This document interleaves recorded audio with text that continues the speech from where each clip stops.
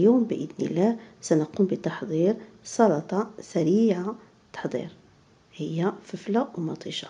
هذا الثوم وكنوضعوه في هذا القتيب وكنبداو كنشوو هاد الثومه. ناخذ هاد الطماطم